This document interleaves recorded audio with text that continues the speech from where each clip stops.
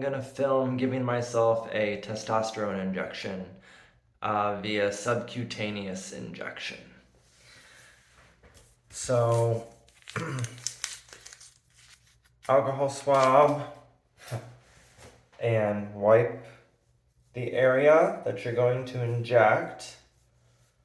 And I'm gonna do to the left side of my belly button today, having done the right side last time. And wipe the top of my vial because I've already opened it. I want to make sure it's sterile. This is the needle that I use. It comes sealed. It's a tuberculin safety syringe, a 25 gauge by 5/8 inch needle. It's a very thin and short needle. You can barely see it. So I'm going to draw back the amount of my dose, which on here is 0.35 out of 1 total milliliter. I didn't mean to drop it. So now I'm going to insert into my vial and push the air out, flip it over, and I need to angle this a little differently so I can see what I'm doing. I'm going to slowly draw, pull back on the syringe until I've filled it 0.35.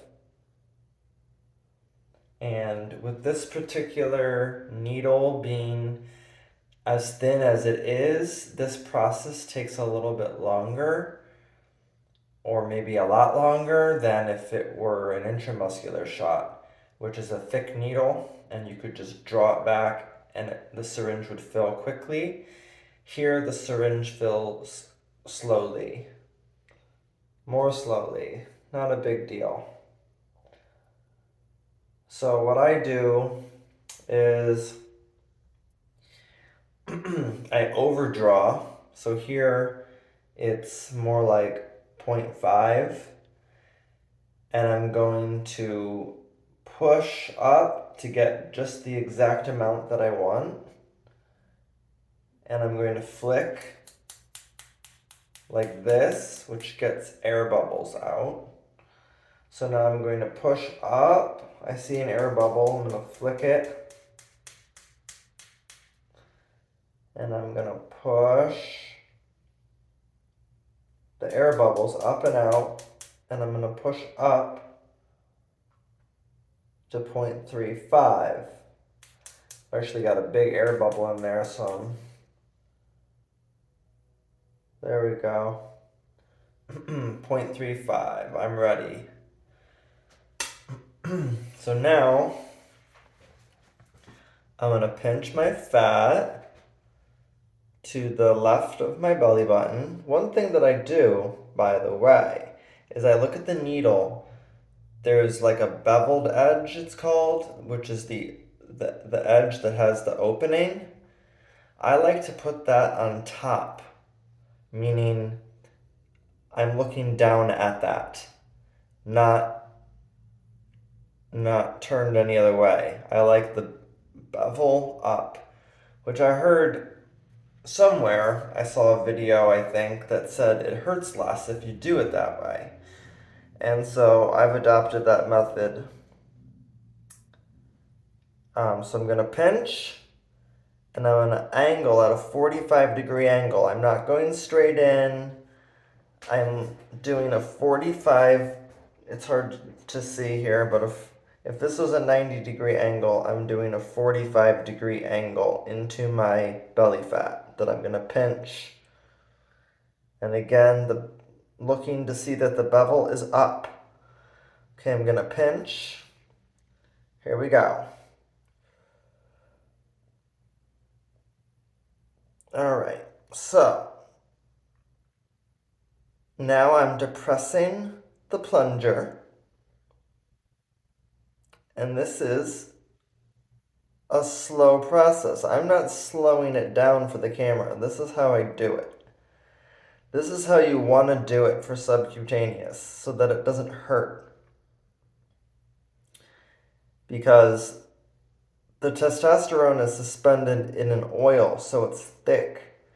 You're pushing it through a really thin 25 gauge needle. If you slam the plunger down, it's going to burn really bad. And I know some people talk about a burn. That's from going too fast.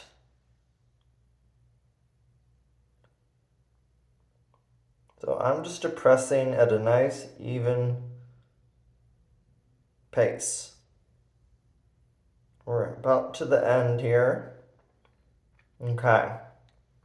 Now I like to hold it for 10 seconds, just so any testosterone that's inside the needle has a chance to drip out. So I get every last drop. Alright, it's done.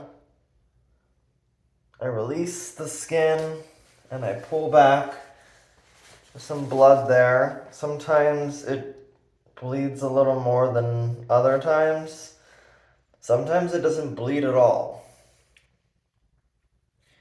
I'm not really expert enough, I guess, to know how to prevent that. So a little bit of blood, it's not a big deal. So I'm just applying pressure with a paper towel. I don't actually have any Band-Aids on hand, so I'm just gonna hold this for a moment until the bleeding stops. And it only takes a few seconds, really. And you can't even tell. There we go, that's it. Make sure you dispose of your needle properly in a sharps box. And if you don't have a sharps box, a milk jug works great. Thank you for watching. Hope this was helpful. Bye.